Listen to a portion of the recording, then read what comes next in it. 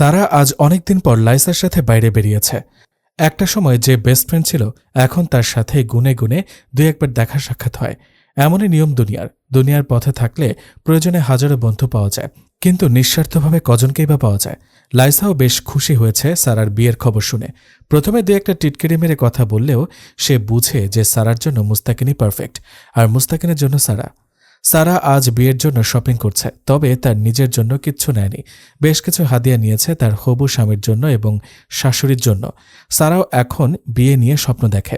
সারা ব্যাপারটা বেশ এনজয় করে। একটা সময় যেগুলোকে ন্যাকামো ছাড়া কিছু মনে হতো না, সেগুলোই যে নারীত্ব তা সে হারে হারে টের পাচ্ছে।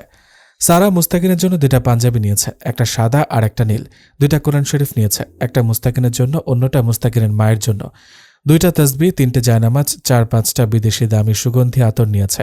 সুন্দর সুন্দর 10 থেকে 15টা বই নিয়েছে। মায়ের জন্য দুটো শাড়ি আর একই রকম দুটো জিলবাব নিয়েছে।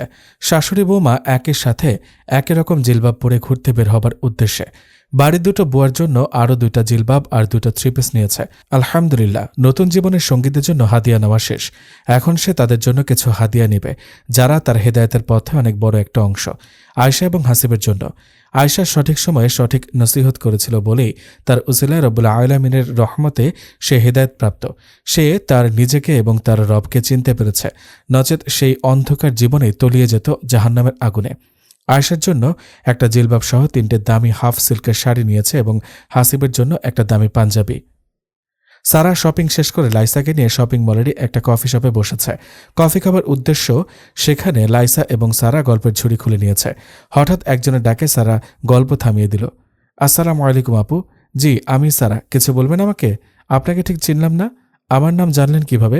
রাইসা বলল, আমাকে তুমি ঠিক চিনবে কিনা বলতে পারছি না, হয়তোবা চিনবে না, এটাই স্বাভাবিক।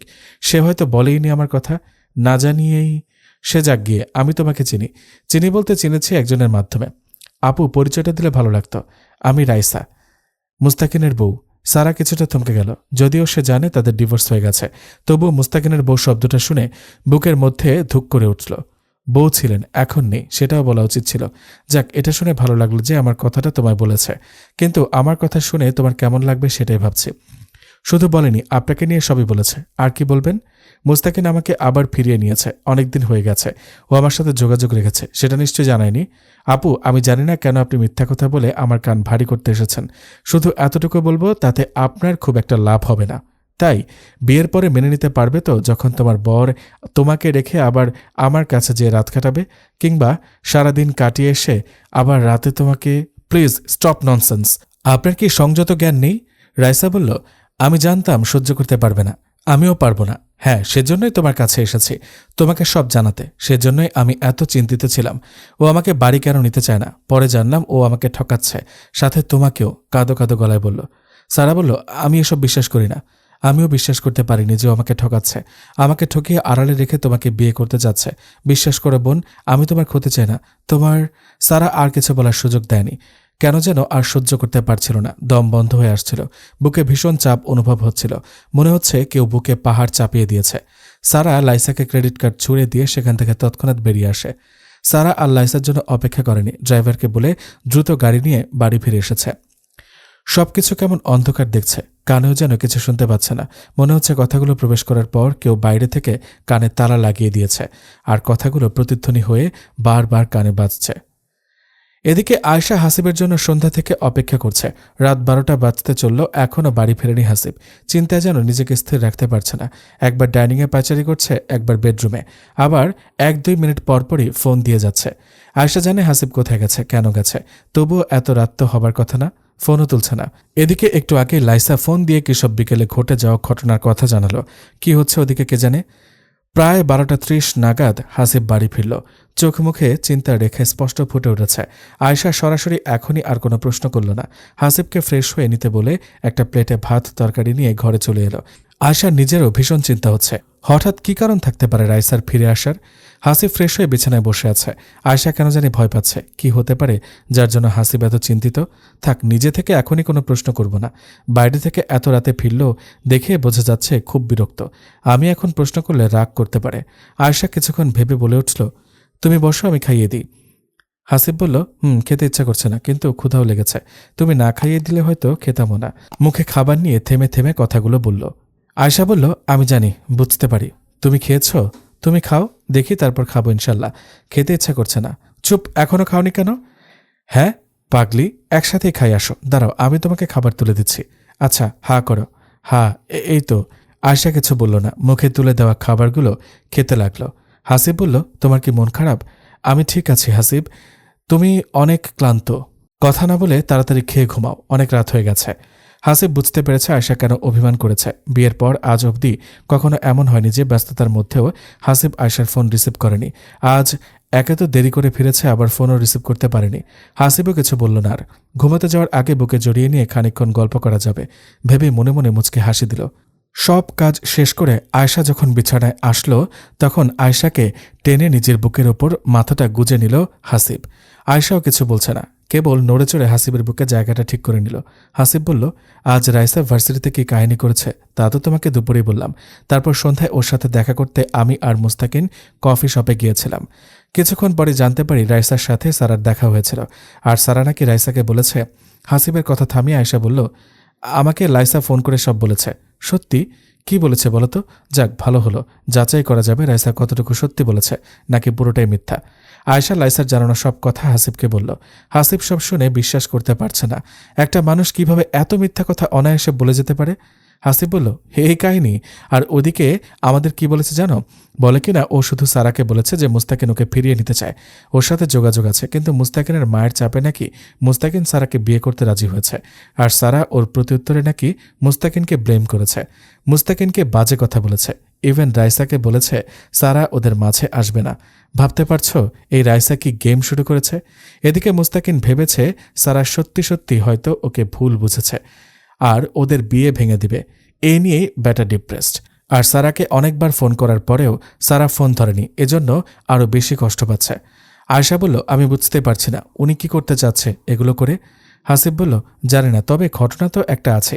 আমি আর মুস্তাকিন অনেক বুঝিয়েছি, জানার চেষ্টা করেছি ওর উদ্দেশ্য কি, কিন্তু ওর একটাই কথা, ও মুস্তাকিনের কাছে ফিরবে। আয়শা বলল, আচ্ছা আমি কাল একবার সারার কাছে যাই। আরে অনুমতি নিচ্ছ? আমি নিজেই তোমাকে এটা বলতে যাচ্ছিলাম। শোনো, তুমি যে সারাকে সবটুকু জানাও, কারণ মেয়েটা হয়তো মুস্তাকিনকে ভুল বুঝে কষ্ট পাচ্ছে। আর তুমি একটা কাজ করো, দেখো অন্য কোনো ফাঁদে ওই মেয়েটাকে সাহায্য করা যায় কিনা। আচ্ছা, কাল মাদ্রাসায় যাব না, ছুটি নিয়েছি 7 দিনের, দেখি কি করা যায়। এখন ঘুমা, অনেক রাত হয়েছে। আয়শা হাসিবকে শক্ত করে জড়িয়ে ধরে ওর বুকেই ঘুমের রাজ্যে হারিয়ে গেল। মুস্তাকিন ফজর নামাজ পড়ে হাঁটতে বেরিয়েছে। আজ বুধবার, হিসেব মতো আগামী পরশু মুস্তাকিন এবং সারার বিয়ে হবার কথা। মুস্তাকিন গতকাল থেকে নিজের মধ্যে কেমন শূন্যতা অনুভব করছে, হারানোর ভয় জেঁকে বসেছে মনে। এতগুলো বছর পর যখন আবার নতুন করে শুরুর কথা ভাবল, নতুন করে স্বপ্ন দেখল, আর তখনই স্বপ্ন পূরণে এত বাধা। মুস্তাকিন ভেতরে ভেতরে কতটা অসহায় অনুভব করছে তা সে আর তার রবই জানে। কাল থেকে প্রতি ওয়াক্তে নামাজের পর 41 বার করে সূরা ফাতিহার 5 নম্বর আয়াত, ইয়াকা না'বুদু ওয়া ইয়াকা নাস্তাঈন, অর্থ আমরা আপনারই ইবাদত করি এবং আপনারই নিকট সাহায্য চাই, পাঠ করে দীর্ঘ মোনাজাতে মনের চাওয়াগুলো ব্যক্ত করে সাহায্য চাইবে। মুস্তাকিন বিশ্বাস করে তার রব তাকে হতাশ করবে না, তার রব তাকে অবশ্যই উত্তম ফয়সালা দিবেন। মুস্তাকিন ভার্সিটিতে যেয়ে বিয়ে উপলক্ষে 10 দিনের ছুটি নিয়ে নিল, যেটা নেওয়ার কথা ছিল আগামীকাল, কিন্তু এই একটা দিন যে সে মনোযোগ সহকারে ক্লাসই করাতে পারবে না। ভার্সিটির শেষে সবাইকে কালকের ঘটনা সম্পর্কে ক্লিয়ার করে জানিয়ে দিয়ে আসলো যে যিনি এসে তার স্ত্রী দাবি করেছিলেন সে তার প্রাক্তন স্ত্রী, সে আবার বিয়ে করছে জেনে ঝামেলা করতে এমন ঘটনা ঘটিয়েছে। এরকম সিচুয়েশনের জন্য ক্ষমা চেয়ে বাড়ি ফিরে এসেছে। মুস্তাকিন আবারও বুঝতে পারছে এক জীবনে সে কত বড় ভুল করেছিল রাইসাকে আপন করে, যার খেসারত এখনও দিচ্ছে। সারা বেলকনিতে বসে কানে হেডফোন লাগিয়ে সূরা আর রহমান তেলাওয়াত শুনছিল। হঠাৎ কাঁধে কারো স্পর্শ পেয়ে পেছনে ফিরে তাকিয়ে দেখল আয়শা এবং লাইসা দাঁড়িয়ে আছে। কান থেকে হেডফোন খুলে আয়শাকে জড়িয়ে ধরল। কেন জানি সারার খুব কান্না পাচ্ছে। কাল থেকে অনেক চেষ্টা করে এক ফোঁটা কাঁদতে পারেনি। ওরে বারবার মনে হচ্ছিল একটু কাঁদতে পারলে হয়তো শান্তি লাগবে, কিন্তু নামাজে বসেও কেন জানি কাঁদতে পারছিল না। এত ঝামেলার মধ্যেও মনে হচ্ছিল আল্লাহর থেকে ও দূরে সরে যাচ্ছে না তো। তাছাড়া এতটা অস্বস্তি তো লাগে না। নামাজে আন্তরিকতা খুঁজে পাচ্ছিল না। বারবার কেন যেন একটা চাপা অভিমান তাড়া করছিল, কিন্তু সে জানে না কেন বা কার প্রতি সেই অভিমান। আয়শাকে জড়িয়ে ধরে সারা কেঁদে ফেলল। আয়শা এবং লাইসা দুজনেই সারার কান্নায় অপ্রস্তুত হয়ে গেল। কি বলবে বুঝে উঠতে পারছে না। আয়শা সারাকে কিছু বলল না, শুধু মনে মনে বলল কিছুক্ষণ কাঁদুক, হালকা লাগবে। সারার আয়শাকে নতুন করে কিছু বলতে হলো না, বরং আয়শাই সারাকে রাইসার এই দুদিনের সব কর্মকাণ্ড সম্পর্কে জানালো। সারার বেশ হালকা লাগছে যখন শুনেছে মুস্তাকিন সারাকে কষ্ট দিতে চায় না। মুস্তাকিনও সারার মতো একটা আগমনী সুন্দর জীবনের স্বপ্ন দেখছে। সব রাগ অভিমান যেন নিমিষেই উবে গেল। সারা আয়শাকে শান্ত মাথায় বলল, আমি ওনাকে একটু কল দিতে চাই, দিব? তো আমার কাছে অনুমতি নিচ্ছিস কেন? আয়শা আর লাইসার হাসিতে সারা কিছুটা লজ্জা পেয়ে গেছে। সারা বলল, না মানে ভাবছি বিয়ের আগে ফোন দিলে উনি কি না কি ভাববে তাই। হাসিব বলল, মুস্তাকিন ভাইও তোর সাথে কথা বলতে চেয়েছিল, কিন্তু তুই নাকি ফোন রিসিভ করিসনি, তাই ভীষণ কষ্ট পেয়েছে, ভেবেছে তুই উনাকে ভুল বুঝে বিয়েটা হয়তো ভেঙে দিবি। সারা বলল, ইন্নালিল্লাহ, আমি তো ফোন সাইলেন্ট করে রেখেছিলাম শপে যেয়ে, তারপর থেকে ফোন হাতেই নিইনি। ইয়া আল্লাহ, তোর ফোনের ব্যাপারে এই খামখেয়ালিপনা কবে থেকে বইন? আগে থেকেই, তবে আলহামদুলিল্লাহ হেদায়েত পাবার পর বেড়েছে। আচ্ছা দাঁড়া, ফোন বের করি আগে। সারা ব্যাগ থেকে ফোন বের করে দেখল 7 বার মিসড কল উঠে আছে। তার আর বুঝতে বাকি নেই মুস্তাকিন তাকে নিয়ে কতটা কনসার্ন। কিছুক্ষণ মনে মনে কি ভেবে মুচকে একটা হাসি দিয়ে মুস্তাকিনকে কল দিতে দিতে বেলকনিতে চলে গেল। আয়শা আর লাইসা ঘর থেকে সেটা দেখে কেবল একটা ফোকলা হাসি দিল। ফোনে রিং হবার পরপরই মুস্তাকিন ফোন ধরে বলল, আসসালামু আলাইকুম। সারা বলল, ওয়ালাইকুম আসসালাম। মুস্তাকিন বলল, আই এম রিয়েলি সরি সারা, বিশ্বাস করো আমি কিচ্ছু জানি না। আমি জানি না রাইসা হঠাৎ কোত্থেকে এসে এসব শুরু করেছে। বিশ্বাস করো ওর সাথে আমার কোনো কন্ট্যাক্ট ছিল না। সারা খুব লজ্জা পেয়ে গেছে মুস্তাকিনের মুখ থেকে এই প্রথম তুমি ডাক শুনে। মনে হচ্ছে সারা সত্যি মুস্তাকিনের বউ। সারা মুচকি মুচকি হাসছে। মুস্তাকিনের সারার প্রতি এতটা কনসার্ন দেখে মনের মধ্যে লুকানো একটা আনন্দ অনুভব হলো। সারা বলল, জি আমি সব জানি, শুনেছি, দুঃখিত, কাল ফোন রিসিভ করতে পারিনি, ফোন সাইলেন্ট ছিল। আমি ভেবেছিলাম হয়তো কি কষ্ট পেয়েছি। আসলে খুব ভয় হচ্ছিল, আমারও হচ্ছিল। বারবার ভাবছিলাম আল্লাহ নতুন করে কি পরীক্ষায় ফেললেন। আমি জানি না কেন সে আবার এসে ঝামেলা করছে। ও চাচ্ছে আমাদের মাঝে ভুল বোঝাবুঝি হোক, আর আপনি বিয়েটা ভেঙে দেন। রাইসা খুব ভালো করে জানে আমি ওকে কখনো ফেরাবো না, কিন্তু হয়তো কোনো কারণে আমার উপর রেগে এই কাজগুলো করছে। ও আসলে চাই না আমি ভালো থাকি।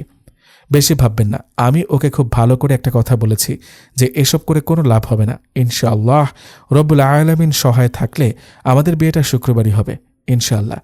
আপনি বিয়ে নিয়ে চিন্তিত হবেন না, আপনি দেখুন এদিক থেকে কিভাবে বের হওয়া যায়। জি ইনশাআল্লাহ। আচ্ছা রাখছি। জি আসসালামু আলাইকুম। ওয়ালাইকুম আসসালাম। মুস্তাকিনের কেন জানি আরও কিছুক্ষণ সারার সাথে কথা বলতে ইচ্ছা করছিল, তবে কেন যেন সারাকে বলে ওঠার সাহস পেল না। কিন্তু ওর সাথে কথা বলে মনে হচ্ছে এই 2 দিনের সব দুশ্চিন্তা হতাশা যেন মুহূর্তে কেটে গেল। আগামীকাল সারার বিয়ে, মনে যেমন এক অন্যরকম আনন্দ অনুভূতি, অন্যদিকে ভয়ও হচ্ছে ভীষণ। মুস্তাকিন ওই মহিলার সমস্যাটার সমাধান করতে পেরেছে কিনা আল্লাহই জানে। আজই এটার সমাধান করার কথা। বিকেল তো প্রায় পেরিয়ে যাচ্ছে, ওদিকে কি হচ্ছে না হচ্ছে ভেবে সারার ভীষণ চিন্তা হচ্ছে। একমাত্র রবের নিকট আশ্রয় চাইলেই সারার অশান্ত মন শান্ত হবে, চাপা ভয় দুশ্চিন্তা এবং অস্বস্তি অনুভব দূর হবে। সারার এখন মন খারাপ থাকলেও, যে মন সিজদায় পড়ে যায়, আবার খুব ভালো থাকলেও শুকরানা সিজদায় চলে যায়। সে এখন তার সব দুঃখ কষ্ট আনন্দ রবের সাথে শেয়ার করবে। এবং সারা এখন আর হতাশ হয় না, কারণ সে বিশ্বাস করে এই পার্থিব দুনিয়াতে সারার সাথে ভালো মন্দ যা হবে সবই পরীক্ষার অংশ। ধৈর্যের সাথে পরীক্ষা পাশ করতে পারলেই সে দুনিয়া এবং আখিরাতে সুফল পাবে। আর যদি ধৈর্যহারা হয়, হতাশ হয়, পথভ্রষ্ট হয়, তবে সে তার কুফল পাবে। মুস্তাকিন যে হুট করেই রাইসার বাসায় চলে আসবে এটা রাইসা ভাবতেও পারেনি। মুস্তাকিনকে সে ভিতর ডিম ছাড়ার কিছু মনে করত না। একটা সময় মুস্তাকিন রাইসার সব কথা শুনত, যেটা যেভাবে বলতো মেনে নিত। রাইসাও সেটা সুযোগ নিয়ে যখন তখন পুতুলের মতো নাচাত। মুস্তাকিন বুঝত কিন্তু কিছু বলতো না। মূলত খুব বেশি বিশ্বাস আর ভরসা করত রাইসাকে। সে চেয়েছিল রাগ না করে রাইসাকে একা না করে ভালোবাসা দিয়ে রাইসার সব ভুলগুলো শুধরে নেবে। আর সেজন্যই রাইসার মতো একটা উড়নচণ্ডী মেয়েকে এত ভুল থাকা সত্ত্বেও বিয়ে করেছিল। কিন্তু সে যাগ্যে রাইসা কিছুটা থতমত খেয়ে গেছে মুস্তাকিনকে দেখে। মুস্তাকিনের তো এই বাসার ঠিকানা জানার কথা না, তাহলে কিভাবে হুট করে চলে আসলো? তার মানে মুস্তাকিন কি মায়ের কাছে গিয়েছিল? উফ, আমার আম্মু 1 নম্বরের বোকা। আমার ঠিকানা কেন দিতে গেল? অবশ্য আম্মুরই কি দোষ, আম্মুকে তো আমি কিছু বলিনি। মুস্তাকিন বলল, কি ভয় পেয়ে গেলে? রাইসা বলল, ভয় পাবো কেন? তাহলে তোতলাচ্ছ কেন? কই তোতলাচ্ছি? আরে কি হ্যাঁ, তুমি আমার বাসায় কেন? ঠিকানা পেলে কোথায়? ধরা পড়া গলায় কথাগুলো বলল নিজের ভয়টা লুকানোর জন্য।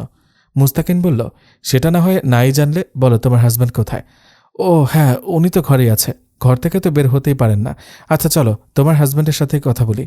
রাইসা ভয় পেয়ে মুস্তাকিনের সামনে দাঁড়িয়ে হাত জোর করে কাকুতি মিনতি সুরে বলল, প্লিজ মুস্তাকিন, ওকে কিছু বলো না, ও ভীষণ অসুস্থ। ও এসব জানলে হয়তো সহ্য করতে পারবে না। প্লিজ তোমার পায়ে ধরি, আমি ওকে ভীষণ ভালোবাসি। ওর কিছু হয়ে গেলে আমি বাঁচব না। প্লিজ ওকে কিচ্ছু বলো না প্লিজ। মুস্তাকিন বলল, আচ্ছা ওনাকে কিছু বলবো না, কিন্তু তুমি তাকে এত ভালোবাসো, আবার ওনাকে ছেড়ে আমার কাছে আসতে চাইছো, ব্যাপারটা ঠিক বুঝলাম না। রাইসা এখন আর কিছু বলতে পারছে না। চোখ দিয়ে অঝোর ধারায় বৃষ্টি শুরু হয়ে গেল। কিছুটা ফুপিয়ে ফুপিয়ে কেঁদে কেঁদে বলে উঠল, তোমরা প্লিজ একটু ছাদে যেয়ে বসবে, রাসেল উঠে গেলে ঝামেলা হবে প্লিজ। মুস্তাকিন আর কথা বাড়ায়নি। হাসিবের সাথে ছাদের চিলে কোঠার রুমের পাশে রাখা একটা ব্রেঞ্চে দুজন বসল। তার 30 থেকে 40 সেকেন্ডের মধ্যে রাইসা ছাদে চলে এলো। হ্যাঁ, এবার বলো সমস্যা কি? প্রথমত আমাকে মাফ করে দাও তাকিন, আমি তোমার জীবনে অশান্তি করতে চাইনি। আমি তো তোমাকে কখনো সুখী করতে পারিনি। আর এখন যখন এসব, এখন বাদ দাও, কি হয়েছে সেটা বলো। তোমাকে ছেড়ে আসার কিছুদিন পর আমি মডেলিং শুরু করেছিলাম। সেখানে থেকেই রাসেলের সাথে বন্ধুত্ব থেকে ভালোবাসা, তারপর তেমন কাউকে না জানিয়েই বিয়ে করি। রাসেলও আমাকে খুব ভালোবাসে। ও আমাকে ওর বাড়ি নিয়ে যেতে চাইলে ওর বাবা সেটা মেনে নেয়নি। রাসেলের বড় ভাই কায়দা করে বাবার থেকে সব সম্পত্তি নিজের করে নিয়েছে। তারপরই যাই হোক, আমরা আমাদের মতো ভালোই সংসার করছিলাম, কিন্তু হঠাৎ 2 মাস আগে সব ওলটপালট হয়ে গেল। একটা রোড অ্যাক্সিডেন্টে রাসেলের পায়ে ফ্র্যাকচার হয়। অনেক ডাক্তার দেখিয়ে এর কাছ থেকে ধার নিয়ে আমাদের কিছু জমানো টাকা ছিল, অপারেশন করেছিলাম। বলেছিল পরিপূর্ণ রেস্ট নিলে ধীরে ধীরে ঠিক হয়ে যাবে। ঠিকও হয়ে গিয়েছিল প্রায়। হঠাৎ কি মনে করে ও উঠে হাঁটতে যেয়ে পড়ে যায়। তারপর থেকে আর উঠতে পারছে না। ডাক্তার দেখানোর পর বলেছে ফ্র্যাকচার ইনফেকশন হয়ে গেছে, আবার অপারেশন করতে হবে। আবার অপারেশন করতে ও ট্রিটমেন্টের জন্য সব ঔষধ, হসপিটাল চার্জ সহ প্রায় 2 লাখ টাকা লাগবে। এদিকে ধার আমার কাছে বড়জোর 30 থেকে 40 হাজার টাকা হবে। কোনো উপায় না পেয়ে আবার তোমাকে ঠকিয়ে। রাইসা এবার ফুপিয়ে কিছুটা উচ্চ শব্দে কেঁদে উঠল। মুস্তাকিন এবং হাসিব খুব মনোযোগ দিয়ে কথাগুলো শুনল। মুস্তাকিন বুঝতে পারছে কিছুটা নিরুপায় হয়েই রাইসা এত বড় জঘন্য উদ্যোগ নিয়েছিল, কিন্তু এরকম না করে যদি আমার কাছে সাহায্য চাইতো, আমি কি দিতাম না? নাকি রাগ এবং ঘৃণায় ওর কোনো কথাই শুনতাম না? হয়তো ওর কথা বলার সুযোগই দিতাম না। সত্যি আল্লাহ যা করে ভালোর জন্যই করে। মহান রব্বুল আলামিন আমাকে একটা বড় সদকার ব্যবস্থা করে দিলেন, আলহামদুলিল্লাহ। মুস্তাকিন বলল, কান্না করো না, ইনশাআল্লাহ আমি তোমাকে সাহায্য করব। তুমি যত তাড়াতাড়ি সম্ভব রাসেলকে হসপিটালে নেওয়ার ব্যবস্থা করো। আমি টাকা নিয়ে হসপিটালে আসবো ইনশাআল্লাহ। রাইসার কান্না যেন আগের তুলনায় আরও বৃদ্ধি পেল। এতক্ষণ কান্না করছিল নিজস্ব কষ্টে, আর এখন চোখ থেকে যে অশ্রু ঝরল তা হলো কৃতজ্ঞতার অশ্রু। তুমি এত কিছুর পরেও আমাকে সাহায্য করবে তাকিন? হ্যাঁ করব, কারণ রব্বুল আলামিন নিজেই আমাকে এত বড় সদকার সুযোগ করে দিয়েছেন। এত কিছুর সুফল হয়তো এটাই, আলহামদুলিল্লাহ। তোমাকে কি বলেছে? কিছু বলতে হবে না। আমি এই সদকাটা করব একজন মুমিন হিসেবে, আর মুমিনের দান সদকার পেছনে কোনো স্বার্থ থাকে না, আলহামদুলিল্লাহ। তুমি রাসেলকে হসপিটালে নিয়ে যাও, আমি টাকা নিয়ে আসছি ইনশাল্লাহ। মুস্তাকিন এবং হাসিব বেরিয়ে গেল। হাসিবের আনন্দে চোখে পানি আসার উপক্রম। সে আল্লাহর কাছে শুকরিয়া আদায় করছে, মহান রব্বুল আলামিন তাকে এত ভালো মনের একটা বন্ধু দান করেছেন, আলহামদুলিল্লাহ। সারার বাসায় বিয়ে উপলক্ষে নিকটাত্মীয় সবাই অলরেডি চলে আসা শুরু করেছে। লাইসাও চলে এসেছে। পুরো বাড়িটা নীল সাদা ঝাড় বাতিতে ঝকমক করছে। কাল সকালে ডেকোরেটর এসে ফুল দিয়েও সাজিয়ে দিয়ে যাবে। সারা বাবাকে এত কিছু করতে নিষেধ করেছিল, কিন্তু বাবা এতটুকু করবে জানালে সারাও কিছু বলতে পারেনি। শাহিদা তার দ্বিতীয় মেয়ে স্নেহাকে নিয়ে চলে এসেছে এতগুলো বছর পর আবারও সেই বাড়িতে। যদিও খুব ইতস্তত করছিল, বারবার নিষেধ করেছিল আজ আসবে না বলে। সে চেয়েছিল বিয়ের দিন এসে মেয়েকে বিদায় দিয়ে তখনই ফিরে যাবে, কিন্তু সারার জোরাজুরিতে আজকেই আসতে বাধ্য হয়েছে। আজকের রাতটা সে তার হারিয়ে যাওয়া মায়ের কোলে মাথা রেখে ঘুমাতে চায়, যাকে হারানোর জন্য সে রাতের পর রাত ভয়ে নির্ঘুমে কাটিয়েছে। সাইফ চৌধুরীও মেয়ের আবদারের কাছে না বলতে পারেনি।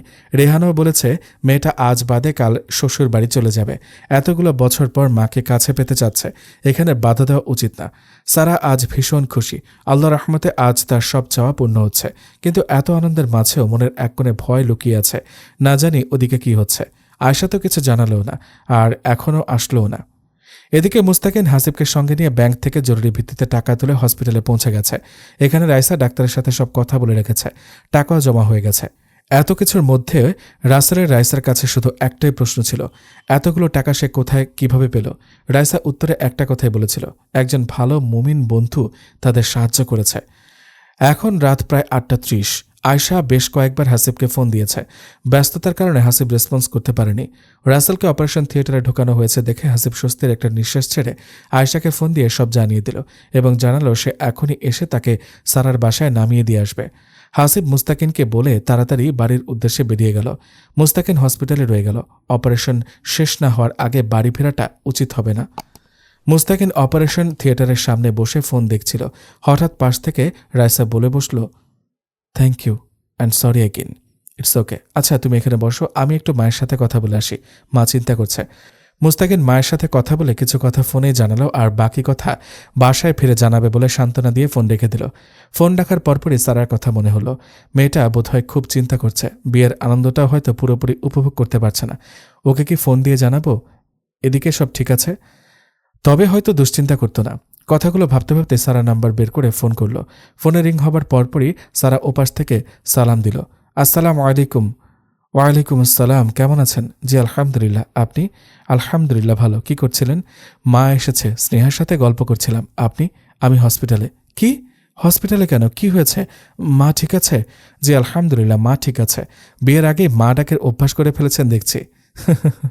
সারা মুস্তাকিনের কথায় বেশ লজ্জা পেয়ে গেছে, কিন্তু বুকের মধ্যে কেমন যেন ধুকপুক ধুকপুক করছে। উনি হঠাৎ হসপিটালে কেন? হ্যাঁ মাই তো, ইনশাল্লাহ আগামীকাল পুরোপুরি নিজের মা করে নিব। আর আমাকে? আমি ফোন রাখছি। এই শোনো না। বলুন। তোমাকে যেটা বলতে ফোন দিয়েছিলাম সেটা না শুনে কেটে দিচ্ছ কেন? সেগুলো না বলে যদি অন্য কিছু বলেন তাহলে আর কি করার আছে বলেন? খুব স্বার্থপর তুমি। স্বার্থপরের কি করলাম? আগামীকাল বলবো ইনশাল্লাহ। এখন যেটা বলতে চাচ্ছিলাম সেটা শুনুন। জি, প্রবলেমটা সলভ করেছে আলহামদুলিল্লাহ। তারপরে ফোনেই ঘটনাটা খুলে বলল। সারা বলল, যাক আলহামদুলিল্লাহ। আমি কি ভুল কিছু করেছি? একদমই না। সত্যি এটা আল্লাহ তাআলার বড় একটি নিয়ামত। আমরা সবসময় এরকম দান সদকার সুযোগ পাই না। মূলত রব্বুল আলামিন সবাইকে এই সুযোগ দেয় না। তাই যখন এমন সুযোগ পাই তখন সেই সুযোগ কাজে লাগানো উচিত। আমি আপনার কাজে খুশি হয়েছি আলহামদুলিল্লাহ। তাহলে পুরস্কার দাও। কিসের পুরস্কার? এই যে তোমার বর এত ভালো একটা কাজ করলো। ইস বর, এখনো বর হননি, আগে বর হন তারপর দিব ইনশাল্লাহ। ঠিক আছে, তোলা রাখলাম কিন্তু। আচ্ছা এখন রাখছি, বাড়ি ফিরে একটা টেক্সট করে জানিয়ে দিবেন পৌঁছেছেন কিনা। জি ইনশাল্লাহ। আল্লাহ হাফেজ। আসসালামু আলাইকুম। ওয়ালাইকুম আসসালাম। সারা কথা শেষ করে আকাশের দিকে তাকিয়ে একটা দীর্ঘশ্বাস ছেড়ে বলল, আলহামদুলিল্লাহ আলহামদুলিল্লাহ আলহামদুলিল্লাহ। রাত 10টা বাজবে আর 7 মিনিট পর হাসিব আয়শাকে সারার বাসায় পৌঁছে দিয়ে আবার হাসপাতালে এসেছে। অপারেশন এখনও শেষ হয়নি। রাইসা কেঁদেই চলেছে। মুস্তাকিন রাইসাকে বেশ কয়েকবার সান্ত্বনা দিয়ে বলেছে, আল্লাহকে ডাকো, তার কাছে সাহায্য চাও। 10:16 অপারেশন শেষ হলো। ডাক্তার জানালো অপারেশন সাকসেসফুল হয়েছে আলহামদুলিল্লাহ। রাইসা কৃতজ্ঞতায় আবারও মুস্তাকিনকে ধন্যবাদ জানালে মুস্তাকিন বলল, কৃতজ্ঞ হলে একমাত্র তার কাছেই হও, যিনি সবকিছুর মালিক, নিয়ন্ত্রণকারী। রাইসা প্রত্যুত্তরে চোখ থেকে কিছু নোনাজল অঝরে ছেড়ে দিয়েছে। এদিকে মুস্তাকিন হাসিবকে সঙ্গে করে বাসায় চলে এসেছে। রাত প্রায় 11:30। হঠাৎ মনে হলো সারাকে জানাতে হবে সে ফিরেছে। বিয়ের আগেই কেমন জানি দায়িত্ববোধ অনুভব করলো নিজের মধ্যে। মুস্তাকিন সারাকে টেক্সট করল, প্রিয় স্বপ্নকন্যা, আলহামদুলিল্লাহ আমি বাসায় পৌঁছেছি। আপনি চিন্তা করবেন না, ইনশাআল্লাহ আগামীকাল ঠিক এই সময় আপনি আমার সাথে থাকবেন আমার বুকে, আপনার হবু বর। মেসেজটা করে মুস্তাকিন নিজে নিজে মুচকি মুচকি হাসছে। ওদিকে হাসিব বেটা ঘুম, আজ পাশে বউ নাই তো রিল্যাক্সে ঘুম দিয়েছে। ফোনে মেসেজ আসার মৃদু একটা শব্দ হলো। সারা বেলকনিতে মায়ের কোলে মাথা রেখে মেসেজটির অপেক্ষায় ছিল। সারা মেসেজটি পড়ে লজ্জারাঙা মুখে মুচকে একটা হাসি দিয়ে রিপ্লাই করল, প্রিয় হবুবর, আলহামদুলিল্লাহ, তাহলে এখন ভালো ছেলের মতো আগামীকালের ঘুমটা উসুল করে নিন। আজ মায়ের কোলে মাথা রেখে ঘুমাবো আর আগামীকাল আপনার বুকে মাথা রেখে গল্পে গল্পে সারা রাত কাটাবো ইনশাল্লাহ। অনেক কথা জমিয়ে রেখেছি। আপনার প্রিয় স্বপ্নকন্যা। মুস্তাকিন রিপ্লাইটা পেয়েছে ঠিকই, কিন্তু দেখে ওঠার আগে ক্লান্ত শরীর তাকে ঘুমের রাজ্যে তলিয়ে নিয়েছে। না হলে হয়তো প্রেমময় এই মেসেজটা দেখেই ঘুম ছুটে যেত স্বপ্নকন্যাকে নিয়ে কল্পনার মাঝে। আজ সারার বিয়ে। পুরো বাড়িতে খুব বেশি লোকসমাগম না থাকলেও যারা আছে তাদের উপস্থিতি এবং আনন্দ উত্তেজনাতেই বোঝা যাচ্ছে এটা বিয়ে বাড়ি। মুস্তাকিন খুব বেশি আয়োজন করতে নিষেধ করেছে বলে তাই সাইফ চৌধুরী একদমই নিকট আত্মীয় ছাড়া আর কাউকে দাওয়াত করেনি।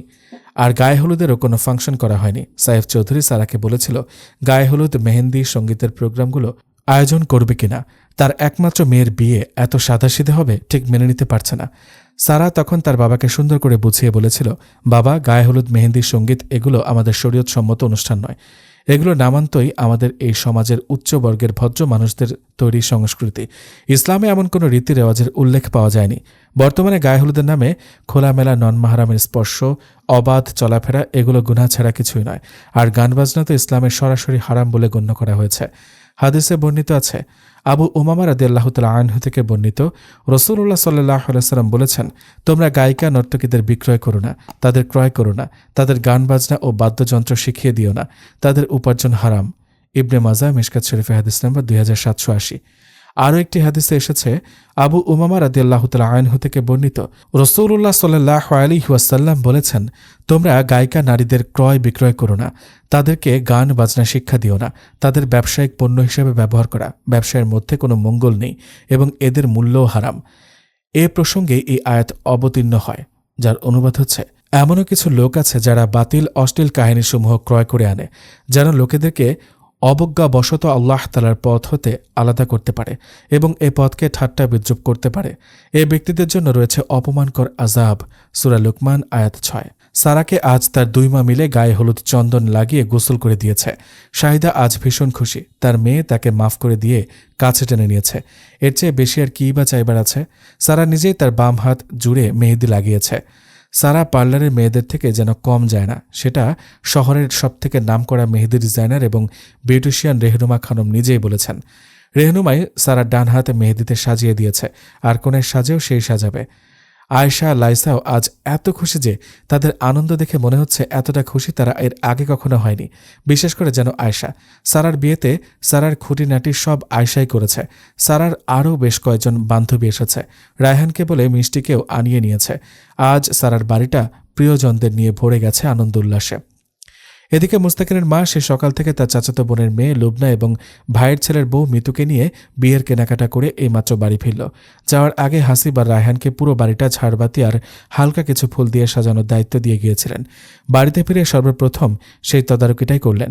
মুস্তাকিন মায়ের কাণ্ড দেখে বলেই ফেলল, মা, ওদিকে যে তোমার বন্ধুকে বলে আসলাম এত আয়োজন না করতে, আর ওনার মেয়ে এখন এসে দেখবে আমরাই এত কিছু করেছি, তাহলে কি বলবে বলো তো? কচু বলবে। চিনিস কচু? ছেলেকে দুষ্টুমি করে একটা ছোট্ট ভেঙচি কাটল মুস্তাকিনের মা। শোন, তোর বউ যখন আসবে তখন এসব দেখে খুশি হবে। এখন বেশি কথা না বলে তোর ঘর থেকে প্রয়োজনীয় জিনিসপত্র নিয়ে বেরিয়ে আয় তাড়াতাড়ি। মুস্তাকিন বলল, কি আজব, আমার ঘর থেকে আমি বের হব কেন? আমি থাকলে কি সমস্যা? ওরা সাজাবে সাজাক, আমি চুপচাপ দেখি। জি, সমস্যা আছে, আর সেটা হলো আমরা তোমাকে সাজানো দেখতে দিতে চাই না, এটা সারপ্রাইজ। মুস্তাকিন বলল, বাসর ঘরের সাজসজ্জা যে বরের জন্য সারপ্রাইজিং হয় সেটা জানা ছিল না। আজ তোদের থেকে যে কত কিছু শিখতে হবে আল্লাহ মালুম। রায়হান বলল, আন্টি, এত কিন্তু সময় নেই, অলরেডি 2:30 বাজে। মুস্তাকিনের মা বলল, তোর যা যা দরকার তার সবই তো কিনে আমার ঘরেই রেখেছি, আর কিছু বোধহয় নেবার নেই। এখন তোরাই দেখ হাসিব, তোরা তোর বন্ধুকে ঠেলে ঘর থেকে বের করবি নাকি চ্যাংদোলা করে? মা, তুমিও ওদের সাথে মিলে এমন করছো? এটা কিন্তু ঠিক না। বেশি কথা না বলে কি কি নেওয়া লাগবে নিয়ে আয় আমার সাথে। মুস্তাকিনেরও আর কিছু করার নেই, বাধ্য হয়ে ঘর থেকে হাতের ঘড়ি, চশমা আর মানি পার্সটা নিয়ে বেরিয়ে মায়ের রুমে রেখে চিলেকোঠার ঘরে চলে গেল। যেদিন লাস্ট এই চিলেকোঠার ঘর থেকে বেরিয়েছিল সেদিন মুস্তাকিন বাবার একটা বইয়ের ভাঁজে একটা ছোট্ট চিরকুট পেয়েছিল। চিরকুট হয়তো কাউকে দেওয়ার জন্য লেখেনি, মনের খোরাক মিটিয়ে নিজেকে হালকা করতে হয়তো লিখেছিল। সেই ছোট্ট চিরকুট মুস্তাকিনকে আবার নতুন জীবন দিয়েছিল। রব্বুল আলামিন নতুন করে পথের দিশা দেখিয়েছিল। মুস্তাকিনের সেই বইটার 123তম পৃষ্ঠা থেকে চিরকুট নিয়ে দ্বিতীয়বার পড়তে এসেছে। চিরকুটে লেখা ছিল, আজ এতগুলো বছর নিজের মধ্যে সব কষ্ট সব কথা লুকিয়ে রেখেছি, শুধু তোর আর তোর মায়ের মুখের দিকে তাকিয়ে। আমি চাই না তোরা কেউ বিন্দু পরিমাণে কষ্ট পা। কোনো অভাব বুঝতে দেনি, রাত দিন এক করে কাজ করেছি শুধু তোদের সুখী রাখতে। আর আজ তুই একটা ভুল মানুষের জন্য নিজের সহ আমাদেরকেও কষ্ট দিচ্ছিস। তোর জন্মদাতা পিতা না হলেও যে তুই আমাদেরই সন্তান রে তাকিন। তোর মা যখন জানেই না তার সন্তান জন্ম নিয়েই মারা গেছে, তখনই ডাক্তারের থেকে জানতে পারি পাশের কেবিনে তোর মা ও তোকে জন্ম দিয়ে মারা গেছে, বাবাও বেঁচে নেই। তখন তোকে এতিম থেকে আমাদের সন্তান করে নি, তোর মাকেও কখনো জানতে দেয়নি আর দিব না। তুই যে আমাদের দুজনের বেঁচে থাকার সম্বল রে বাবা, প্লিজ নিজেকে আর অন্ধকারে ঠেলে দিস না। তোকে যে ভীষণ এইটুকু লেখার পর হয়তো আর লেখার সুযোগ হয়নি বাবার। হয়তো সেই মুহূর্তে মা এসে গিয়েছিল, তাই হয়তো চিরকুটটা না ছেড়েই বইয়ের ভেতর লুকিয়ে রেখেছিল। বাবা তো চাইনি এই চরম সত্যটা আমরা জানি। বাবা, আজ তোমাকে ভীষণ মিস করছি। সেদিন আমার দুঃখী মুখটা দেখেই তোমাকে বিদায় দিয়েছিলাম। আজ তোমাকে এই সুখী মুখটা খুব দেখাতে ইচ্ছা করছে। হে আল্লাহ, তুমি বাবাকে ক্ষমা করে দিও। কবরের আযাব থেকে হেফাজত করো এবং জান্নাত নসিব করো, আমিন। চোখের নোনা জল মুছতে মুছতেই শুনতে পেল মা ডাকছে। সে চিরকুটটা আর সেখানে রাখল না, চিলেকোঠার ঘরে একটা বক্সে তালাবদ্ধ করে রাখল। সে বাবার লেখা চিরকুটটাও ফেলতে চায় না, আবার মাকেও জানিয়ে দিতে চায় না। সারা মাগরিবের নামাজ পড়ে নিয়েছে, আর কিছুক্ষণ পরেই বিয়ে পড়ানো হবে। সারাকেও সুন্দর করে সাজিয়ে তৈরি করা হয়েছে। মুস্তাকিনের মা দেখে নিজেই চোখ সরাতে পারছিলেন না। তিনি আল্লাহ সুবহানাহু ওয়া তাআলার কাছে শুকরিয়া আদায় করে নিলেন। রাত ৮টা বাজে। বিয়ে পড়ানো হয়েছে বেশ অনেকক্ষণ হলো। খাওয়া দাওয়ার পর্ব শেষ, এখন বিদায়ের পালা। সারা কখনো ভাবতেই পারেনি তার নিজের ঘর, নিজের বাড়ি ছেড়ে অন্য একজনের বাড়ি যেতে হবে। আজকের বাস্তবতা সারাকে বারবার বলছে, তুই ঘর ছেড়ে চলে যাচ্ছিস তোর স্বামীর ঘরে, নতুন সংসারে। সারার কান্না দেখে বাবা মা কেউ কান্না সামলাতে পারল না। মেয়েকে কোনো রকমে বিদায় দিয়ে সাইফ চৌধুরী নিজেকে একা করে নিলেন মেয়ের ঘরের বেলকনিতে। অবশেষে সারা এখন একজনের স্ত্রী, একজনের বৌমা। এখন সে নতুন জীবনে পা রেখেছে। তার সংসার তার শ্বশুর বাড়িতে এসেছে। সারা মুস্তাকিনের দেওয়ালে টাঙানো ক্যালিগ্রাফিটা মনোযোগ দিয়ে দেখছে আর ভাবছে, মাশাআল্লাহ, উনি দেখছি ভালো আর্টও করতে পারে। হঠাৎ মুস্তাকিনের সালামে ঘুরে দাঁড়ালো। ওয়ালাইকুম আসসালাম। কি ভাবছিলে আমি এত সুন্দর ক্যালিগ্রাফি আঁকতে পারি কি করে? জি মাশাআল্লাহ, অনেক সুন্দর। জি, আমার এমন বেশ কিছু গুণ আছে, আলহামদুলিল্লাহ। ধীরে ধীরে সব জানতে পারবেন। জি, এখন দোয়াটা পড়ে নিন নাকি? যাক, আলহামদুলিল্লাহ। এই দোয়া সম্পর্কে জানেন তাহলে? জি, তবে তেমন ডিটেলসে জানি না। শুধু জানি বাসরাতে স্ত্রীর কপালে হাত রেখে দোয়াটি পড়া সুন্নত। জি, এটি হলো বিয়ের পর নবদম্পতির প্রথম আমল ও দোয়া। বিয়ের পর নবদম্পতির প্রথম মধুময় সময়কে বাসর বলা হয়। এ সময়টিতে দুইজন নতুন মানুষ বৈধভাবে একে অপরের কাছাকাছি আসে। এ সময় উভয়ের জন্য রয়েছে কিছু করণীয়। এ সময় নবদম্পতির করণীয় সম্পর্কে অনেকেই অনেক বিষণ্ণতা বা দ্বিধায় ভোগেন। এ সময় নানা বিষয় সম্পর্কে অনেক প্রশ্ন রয়েছে। ইসলাম এ সম্পর্ককে সুন্দর ও উত্তম সমাধান দিয়েছে। বিয়ের পর নবদম্পতির করণীয় হচ্ছে, বিয়ের পর স্বামী স্ত্রীর প্রথম সাক্ষাতে 2 রাকাত নফল নামাজ একসঙ্গে আগ পিছে দাঁড়িয়ে আদায় করবে। নামাজ সম্পর্কে বিখ্যাত সাহাবী হযরত আব্দুল্লাহ ইবনে মাসউদ রাদিয়াল্লাহু তাআলা আনহুর বর্ণনা। হযরত আব্দুল্লাহ ইবনে মাসউদ রাদিয়াল্লাহু তাআলা আনহু বলেন, স্ত্রী স্বামীর কাছে গেলে স্বামী দাঁড়িয়ে যাবে এবং স্ত্রী তার পেছনে দাঁড়াবে। অতঃপর তারা একসঙ্গে 2 রাকাত নামাজ আদায় করবে। নামাজের সময়টি যদি রাতের বেলা হয় তবে কেরাত একটু উচ্চ স্বরে পড়বে, আর যদি দিনের বেলা হয় তবে নিম্ন স্বরে পড়বে। নামাজের পর দোয়া পড়া। নামাজের পর পরিবারের বরকত ও কল্যাণে উভয় এই দোয়া করবে, কিংবা স্বামী দোয়া করবে আর স্ত্রী আমিন আমিন বলবে। আল্লাহুম্মা বারিক লি ফি আহলি ওয়া বারিক লাহুম ফিয়া লাহুম মাজমা বাইনানা মা জামাআতা বিখাইরিন ওয়া ফাররিক বাইনানা ইযা ফাররাকতা ইলা খাইরিন। অর্থ, হে আল্লাহ, আপনি আমার জন্য আমার পরিবারে বরকত দিন এবং আমার ভেতরেও বরকত দিন পরিবারের জন্য। হে আল্লাহ, আপনি তাদের থেকে আমাকে রিজিক দিন আর আমার থেকে তাদেরকেও রিজিক দিন। হে আল্লাহ, আপনি আমাদের যতদিন একত্রে রাখেন কল্যাণের সঙ্গেই একত্রে রাখুন, আর আমাদের মাঝে বিচ্ছেদ ঘটিয়ে দিলে কল্যাণের পথেই বিচ্ছেদ ঘটান। তাবরানী। নববধূর কপালে হাত রেখে স্বামীর দোয়া। বিয়ের পর উভয় একত্রে নামাজ আদায় করে দোয়া করবে এবং স্বামী তার স্ত্রীর কপালে হাত রেখে দোয়া করবে। এভাবে দোয়া করা সুন্নত, আর তা হল, আল্লাহুম্মা ইন্নী আসআলুকা খায়রাহা ওয়া খায়রা মা জাবালতাহা আলাইহি ওয়া আউযু বিকা মিন শাররিহা ওয়া শাররি মা জাবালতাহা আলাইহি। অর্থ, হে আল্লাহ, আমি এর যত কল্যাণ রয়েছে এবং যত কল্যাণ তার স্বভাবে আপনি দিয়েছেন তা চাই, আর এর যত অকল্যাণ রয়েছে এবং যত অকল্যাণ ওর স্বভাব চরিত্রে আপনি রেখেছেন তা থেকেও আপনার আশ্রয় চাই। তারপর দোয়ার পর সম্ভব হলে একে অপরকে দুধ অথবা মিষ্টি জাতীয় খাবার খাওয়াবে। একে অপরের সঙ্গে ভালোবাসাপূর্ণ কথাবার্তা বিনিময় করবে। পরস্পরের সঙ্গে পরিচিত হবে। উভয়ের মনের ভয়ভীতির সংকোচ, হতাশ কিংবা বিষণ্ণতা দূর করবে। আন্তরিকতা ও ভালোবাসাপূর্ণ পরিবেশ সৃষ্টি করবে। অনেকেরই প্রশ্ন থাকে, বিয়ের পর প্রথম সাক্ষাতে কি স্বামী স্ত্রীর পর মিলিত হতে কি পারবে? হ্যাঁ, বিয়ের পর স্বামী স্ত্রী ইচ্ছা করলে একে অপরের সঙ্গে মিলিত হতে পারবে। এতে ইসলামের কোনো বাধা নেই, কেননা বিয়ের মাধ্যমে তারা উভয়ে একে অপরের জন্য হালাল হয়েছেন। তবে উভয়ে নতুন হওয়াতে তাদের মাঝে জড়তা কিংবা দ্বিধা থাকতে পারে। সে কারণে পারস্পরিক ভালোবাসাপূর্ণ ভাব বিনিময়ের মাধ্যমে উভয়কেই স্বাভাবিক হতে হবে। তাই উল্লেখিত বিষয়গুলো সম্পাদনের পর পারস্পরিক আন্তরিকতাপূর্ণ সুসম্পর্ক তৈরি করে যদি তারা উভয়ে স্বাভাবিক হতে পারেন তবে সহবাসে কোনো অসুবিধা নেই। সহবাসের সময় যে দোয়া পড়া সুন্নাত। সহবাসের সময় তারা উভয়ে তাদের উভয়ের কল্যাণের জন্য এ দোয়াটি পড়তে পারে, যাতে রয়েছে শয়তানের আক্রমণ থেকে বেঁচে থাকার আবেদন। তখন এ দোয়াটি পড়া সুন্নত, আর তা হল, আল্লাহুম্মা জান্নিবনাশ শাইতানা ওয়া জান্নিবনাশ শাইতানা মা রাযাকতানা। বুখারী ও মুসলিম শরীফের হাদিস। অর্থ, আল্লাহর নামে শুরু করছি। হে আল্লাহ, আমাদের উভয়কে শয়তানের হাত কুনজর আক্রমণ থেকে রক্ষা করুন। আমাদের এই মিলনে যদি কোনো সন্তান দান করেন, তাকেও শয়তানের হাত বা কুনজর আক্রমণ থেকে রক্ষা করুন। উল্লেখ্য যে নবদম্পতির প্রথম দেখায় এই দোয়াগুলো ছাড়াও তারা নিজেদের দাম্পত্য জীবনের কল্যাণ ও বরকত কামনায় মহান রবের কাছে মন খুলে দোয়া করতে পারেন। উভয় একসঙ্গে কিংবা আলাদা হয়ে দোয়া করতে পারেন। আল্লাহ তাআলা মুসলিম উম্মার সব নবদম্পতিকে জীবনের প্রথম রাত কিংবা দিনের বাসর সময়ে উল্লেখিত নিয়মগুলো যথাযথ মেনে চলার মাধ্যমে পরবর্তী জীবনের জন্য আল্লাহর কাছে বরকত ও কল্যাণের দোয়া করার তৌফিক দান করুন। আমিন। মুস্তাকিন যে সুন্দর করে গুছিয়ে কথা বলতে পারে সেটা তার ক্লাস থেকে জানতে পেরেছে, কিন্তু আজ যেন আরও বেশি সুন্দর করে কথা বলছে। সারা মুগ্ধ হয়ে সেটাই শুনছে। মুস্তাকিন বলল, কি হলো, কোথায় হারিয়ে গেলে? জি বলুন, শুনছি। চলো নামাজটা আদায় করে নি। জি। সারা এবং মুস্তাকিন একসাথে 2 রাকাত নফল নামাজ আদায় করল। মুস্তাকিন নিজেই ইমামতি করেছে। সারার কেন জানি মনে হচ্ছে ও সব থেকে সুখী মানুষ। সারা মোনাজাতে মহান রব্বুল আলামিনের শুকরিয়া আদায় করল এবং তাদের নতুন জীবন যেন বরকতময় হয় সেই দোয়াই করল।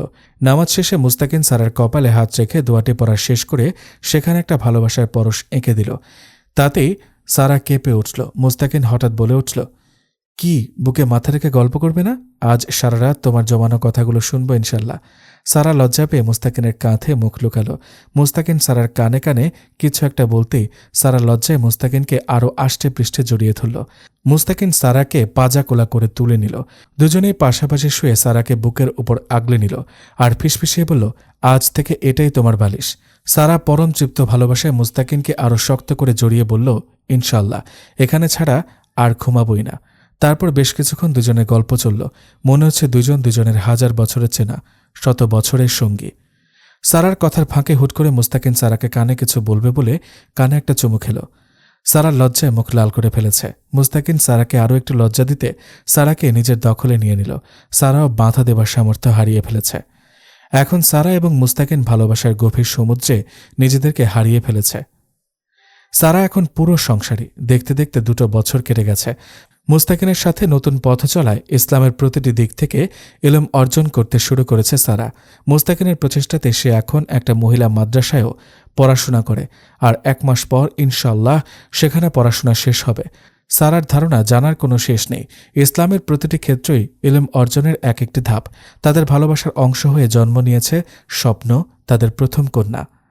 মুস্তাকিন এখন নিজেকে এত সুখী মানুষ হিসেবে জানেন যে তার ধারণা সত্যি এই পৃথিবীতে তার থেকে সুখী মানুষ আর নেই। গল্পটি এখানেই শেষ হলো। আগামীতে আপনাদের জন্য নিয়ে আসব আরও সুন্দর সুন্দর চমৎকার ইসলামিক গল্প। এই গল্পটি আপনাদের কাছে কেমন লেগেছে অবশ্যই আমাদেরকে কমেন্ট করে জানাবেন। যদি ভালো লেগে থাকে তাহলে একটি লাইক দিবেন এবং শেয়ার করে দিন সকলের সাথে। নতুন নতুন এবং সুন্দর সুন্দর ইসলামিক গল্প পেতে আমাদের এই ভয়েস অফ মুগ্ধ চ্যানেলটি সাবস্ক্রাইব করে দিন। নতুন গল্প নিয়ে আপনাদের কাছ থেকে আজ বিদায় নিচ্ছি। আমি কাজী মুগ্ধ মৌসুম। সবাই ভালো থাকবেন, সুস্থ থাকবেন। আসসালামু আলাইকুম ওয়া রাহমাতুল্লাহ।